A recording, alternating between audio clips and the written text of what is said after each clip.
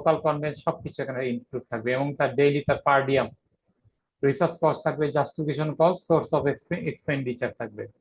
আপনাকে অবশ্যই চিন্তা করতে হবে যে এই যে জাস্টিফিকেশন, এটা অ্যাপেন্ডিক্সে সংযুক্ত করা যেতে পারে অ্যানেক্সার আকারে। Step 9, reference list. আপনার যে রেফারেন্সটা করছেন সেই লিস্টটা প্রপোজাল আকারে রাইটিং থাকবে, এবং তথ্যগুলো এমনভাবে থাকবে যাতে ইউনিভার্সিটি রেকমেন্ডেড করা যায়, আলফাবেটিক্যালি অ্যারেঞ্জমেন্ট করা যায়।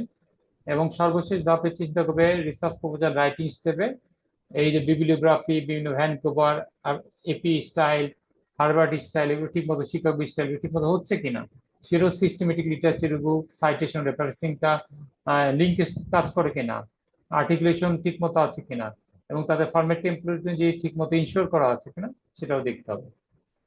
স্টেপ 10, অ্যাপেন্ডিক্স বা অ্যানেক্সা। এখানে হলো আপনারা যেগুলো আগে কভার করতে পারেননি 9টা পয়েন্টে, যেমন অ্যাডিশনাল ডাটা, কোর্সিনিয়ার ইন্টারভিউ কোর্সিন এখানে সম্পৃক্ত হতে পারে। আপনার অবশ্যই লিটারেচার রিভিউ সেকশনের ক্ষেত্রে এটা খুবই গুরুত্বপূর্ণ। কনক্লুসিভ রিভিউস, প্রুফ রিডার বা inter research proposal every step, এটা হলো খুবই গুরুত্বপূর্ণ পার্ট।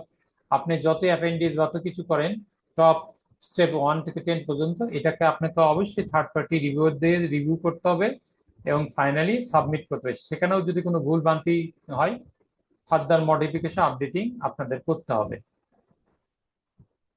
আপনার রিসার্চ প্রজেক্টে কিছু টেমপ্লেট থাকে, propose title of the project, আপনার নাম, supervisor name, programme, department, student date, organization ক্ষেত্রে আর এক রকম, আবার বিভিন্ন পজিশন সাবমিট করছেন তাদের ঠিকানা অ্যাড্রেস সহ থাকবে।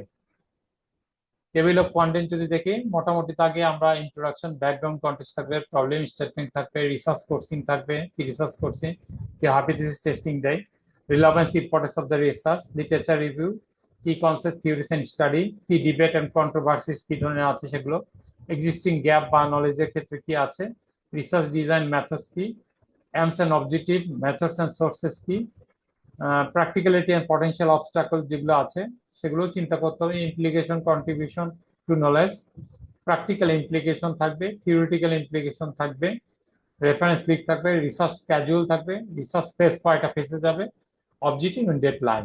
অর্থাৎ মোটার আগে একটা লম্বা পথ পরিক্রমা, আপনার একটা ট্রেন জার্নির মতো, অর্থাৎ শুরু থেকে শেষ, সেটা আপনার পুরোপুরি দেখভাল করে এগুলো কনসিডার করে এগোতে হবে।